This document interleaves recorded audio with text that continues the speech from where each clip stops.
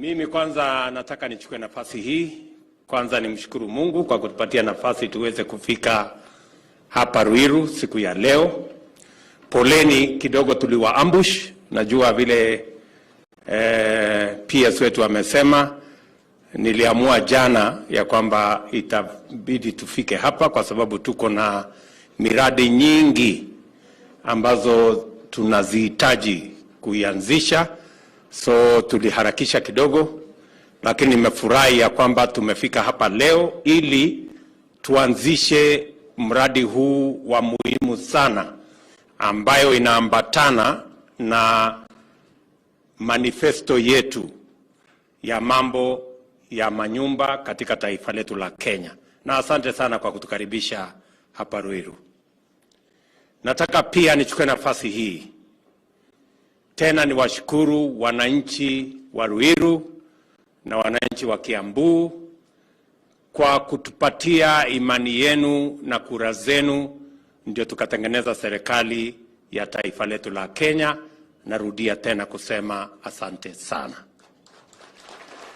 Kwa niaba ya wale wote waliochaguliwa, ma-MCAs wetu hapa, wabunge, senators, governor wetu, huyu my deputy Rigathi na mimi, nasema asante sana.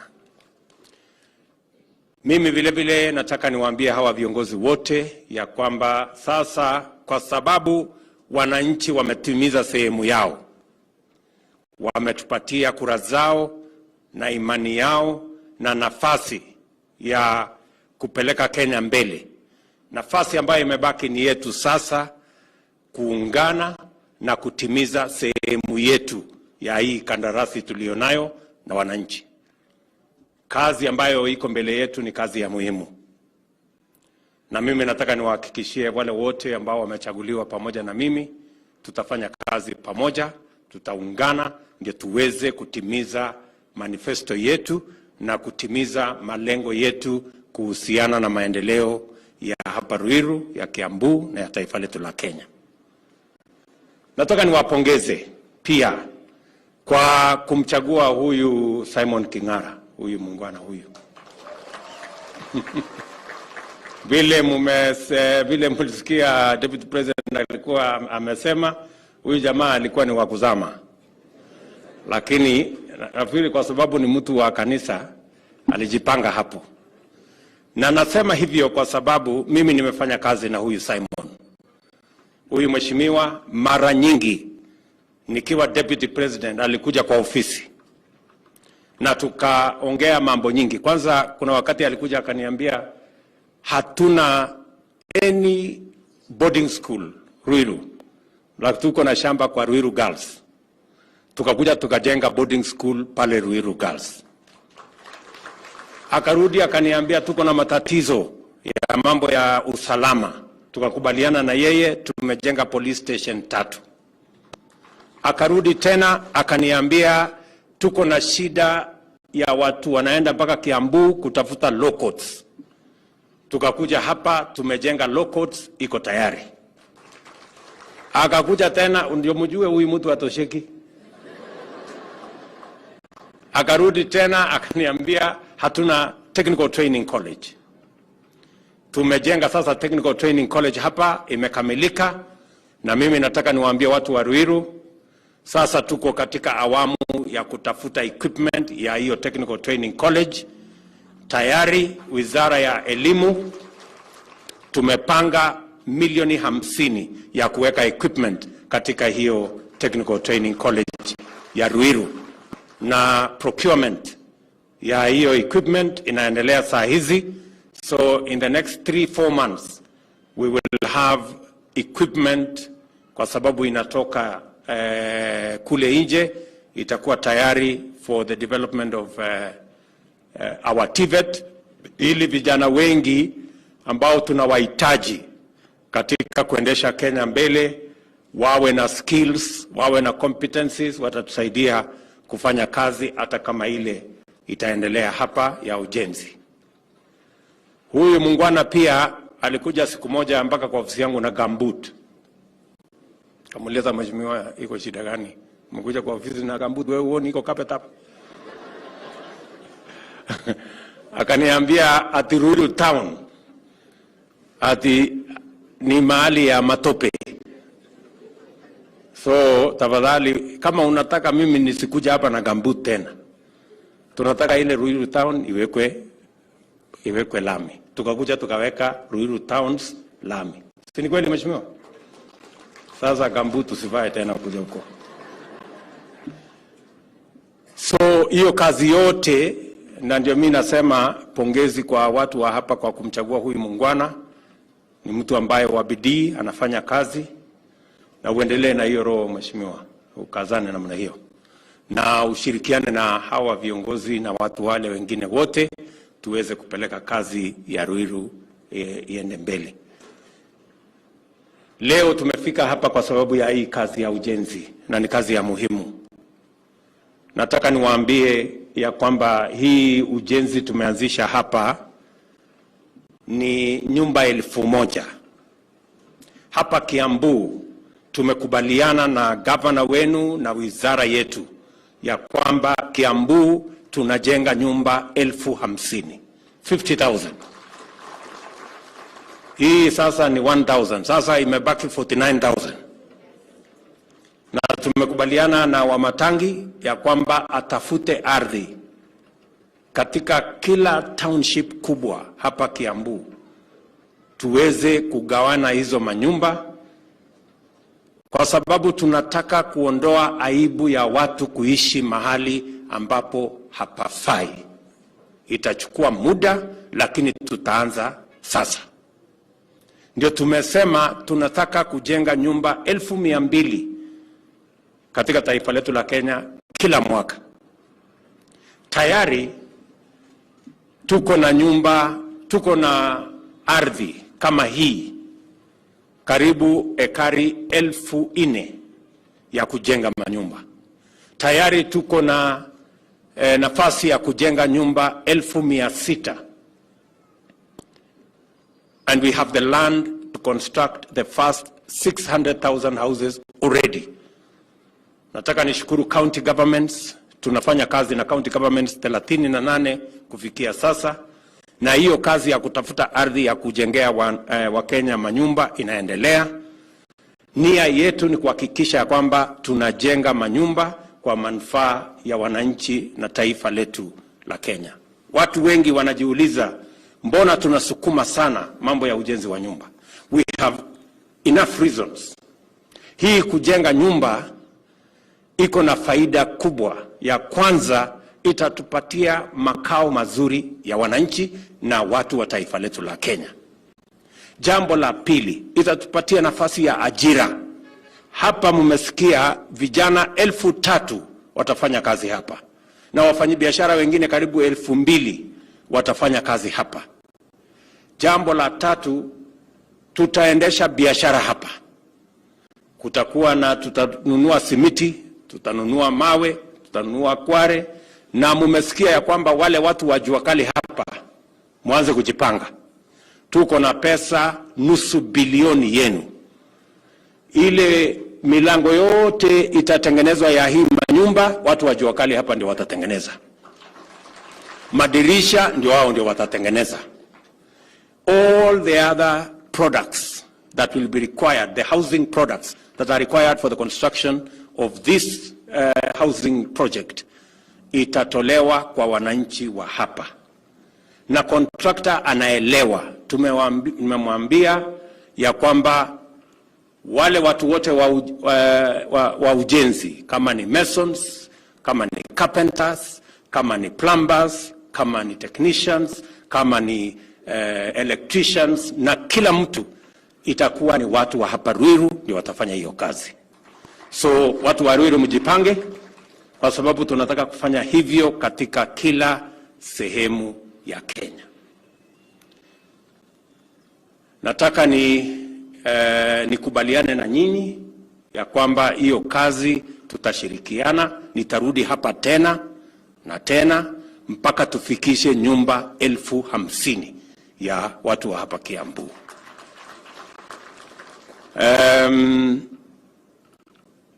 Nataka vile vile tukubaliane, najua ya kwamba hawa viongozi wamesema yale mambo mengine tulikubaliana na nyinyi. Tulikubaliana ya kwamba watu wengi walikuwa wanaishi ama wanafanya biashara mahali ambapo pako na hakuna ujenzi, hakuna maji, hakuna usafi, na ndio tukakubaliana awamu ya kwanza tukajenga masoko 5 hapa Kiambu. Tumejenga soko pale Kikuyu, mimi nilienda kuianzisha, imekamilika, watu wanatumia. Tumejenga soko hapa Githurai, tumejenga soko hapa Ruiru, tumejenga soko kule Juja. Lakini sasa bado tuko na matatizo. Tumekubaliana na wizara ya kwamba pale Kidhunguri, mimi nimesimama hapo mara nyingi, ile soko ni ya makaratasi. Na tumekubaliana tunaanza na hapo. Sasa tutajenga soko kubwa pale Kidhunguri, soko ya Wangige, tujenge soko Wangige. Pale pia Madaraka pale Thika Town, pia hapo ni ya makaratasi. Hapo pia iko katika mpango yetu. Tumekubaliana pia pale Kangangi tuweze kupanua ile soko iko pale, na vile vile turudi hapa Githurai. Githurai kweli nakubali ya kwamba ile soko imejengwa, lakini watu wengi wale wako nje ni mara 3 yale wale wako watapata huko ndani. So tumekubaliana ya kwamba awamu ya pili ama phase 2 ya Githurai tutaweka katika mpango yetu ya the next plan. Na pia niliita huyu gavana wenu, nikaketi chini na yeye, nikamwambia ile kazi county lazima ifanye, ndio tuunganishe, ndio program yetu iweze kutembea vizuri. Huyu wa Matangi nishamwambia tayari. Tulikubaliana pia na wananchi wengi ya kwamba kuna zile towns ndogo ndogo, na tumekubaliana na county government watafute ardhi, na wa Matangi ameniambia wamepata ardhi katika masoko 20. Tutajenga soko 20 ingine zile ndogo, na mpango yetu ni kuweka shilingi bilioni 1 katika kupanga hiyo mambo ya masoko, ili tuweze kusaidia wafanyabiashara wale wote ambao wanaendesha biashara zao waweze kupata mahali pazuri pa kufanya hiyo biashara. Kwa hivyo we will be coming shortly. The ministry will work with the county government. We have already designed the markets. We have agreed on a uniform design so that we can have a market that is functional and that has all the facilities kusaidia kwa mambo yetu ya biashara. Na tunafanya hivyo hapa Kiambu wakati tunapanga ile ingine yote katika Kenya. Hapa vile vile tulikubaliana na nyinyi ya kwamba tutafanya mambo ya maji. Tuko na mradi kubwa ambaye imetugharimu karibu shilingi bilioni 20 hapa Karimenu. Maji sasa wiki 2 iliyopita maji imefika hapa Ruiru. Tunaelewana? Another 2-3 weeks maji itafika Githurai. Na tumesema 70% ya maji ya pale Karimenu itakuwa ya hapa Kiambu.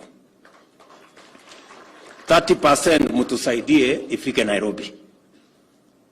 Kama mtatukataza maji 30% peke yake. So ile ingine nyingi itatumika hapa. So nimeongea na watu wa wizara ya maji. Ile maji tuliahidiana itafika hapa. Sasa tutaongeza kwa sababu we have all the requisite networks to make sure that we deliver water in Ruiru. In another 2-3 weeks, we will deliver water in Githurai as per our commitment. Tuko na shida kidogo kwa sababu hiyo maji haijafika Thika, na mimi nataka niseme ya kwamba tayari tumeanza kupangana. Kidogo ilibaki nyuma, lakini nimeambia wizara waongee na yule contractor, na sasa tutapanga. Inahitaji an extra almost 4 billion shillings to get water to Thika and Witerie na hiyo sehemu yote hiyo. Mimi nataka mniwaambie, mnipatie tu nafasi kidogo kama ya mwezi moja nimalize mazungumzo ndio tuanze hiyo project. Vile vile tuko na mradi wa Ruiru 2 ambaye ingepatiana maji mpaka hata huko Kiambaa, vile huyu kijana Kawanjiko amesema. Hiyo mradi ilikwama kwa sababu contractor alipatiwa hiyo kazi karibu miaka 7 iliyopita, na amekuwa mkora, amekuwa mjanja, so tunampangia tunampangia ndio aende afanye kazi nyingine. Hata kuchoma makani kazi anaweza kwenda kufanya hiyo, alafu ndio tutafute mtu mwenye atakuja kukamilisha hiyo kazi, ndio tuweze kupata maji ya kule kutoka Ruiru 2 iweze kutupeleka kutusaidia kufikisha maji the other places that we are looking for water. Mimi nataka vile vile niseme ya kwamba katika ile miradi ingine, mipango ingine yote, tutashirikiana pamoja na viongozi wenu. Tuko na mpango kamili ya kuhakikisha kwamba tunapanga ajira ya vijana wetu na tunapanga kuzalisha uchumi, tuhakikisha kwamba uchumi wa Kenya is on sound footing. Wakati hii mradi inaendelea hapa, tumekubaliana na huyu contractor ya kwamba wale watu watakuja kuishi hapa, an extra 1,000 people wako na watoto, na hao watoto lazima waende shule. So nimekubaliana na wao hapa Ruiru Primary na St. George Primary wataenda kujenga madarasa 12 kule, mahali watoto ambao watakuja kuishi hapa wataenda kupata shule yao hapa. I'm told it is a kilometer away. Na vile vile pale kwa hospitali, kwa sababu hata hawa watu ambao wanakuja kuishi hapa watahitaji hospitali. Mmesikia kwamba kule hakuna male ward. So Bwana Hinga, panga na contractor, twende tujenge male ward katika hiyo hospitali iko hapo, wakati tunapanga mambo ingine ya serikali ya kuinua that facility, na tutaketi chini na county government tuone hiyo facility itaenda mbele namna gani. Mwisho, nataka pia county government yetu ya Kiambu wafanye kazi na wizara yetu ya mambo ya mazingira. Hii Kiambu hatutaki iwe concrete county. Tunataka iwe ni county ambayo is clean and is green. So nimeambiwa ya kwamba kuna miti milioni 5 ya kupandwa, na tumekubaliana ya kwamba miti ipandwe in every place. Na waomba kila mmoja wetu, hata contractors hawa wetu wote, tumesema in every contract mambo ya kupanda miti itakuwa hapo katikati. Hata wale tunapatia, hata wale watu wa kandarasi tunarudisha wakuja wajenge barabara, every road itakuwa na part of the contract ni kuweka ni kupanda miti in every available space including along the roads. Si ndio bwana? PS tumekubaliana. Mambo ya barabara ndio nimekuja na huyu PS. Mambo ya barabara ni kweli huyu mungwana Kawanjiko amesema iko balaa. Barabara nyingi zilikwama karibu mwaka 1.5 iliyopita kwa sababu pesa ilikosekana. So tunafanyia ukarabati, tumepanga vizuri, na hatutaki tena kurudi kwa madeni. Ndio unaona tunachelewa kidogo, because lazima tu organize resources yetu kwa njia ambayo haitatuingiza tena kwenye madeni ambayo inaweza kusababisha nchi yetu kuwa na matatizo. Lakini sasa tumekamilisha hiyo mpango, na engineer, si umesema contractor watakuwa hapa by tarehe 1 mwezi wa pili, in another 2 weeks. Namna hiyo? Very good. Si unajua ikienda namna hii niko na nyundo kidogo na so huyu bwana Mbogwa amekubaliana na mimi ya kwamba sasa tuna sort out maneno.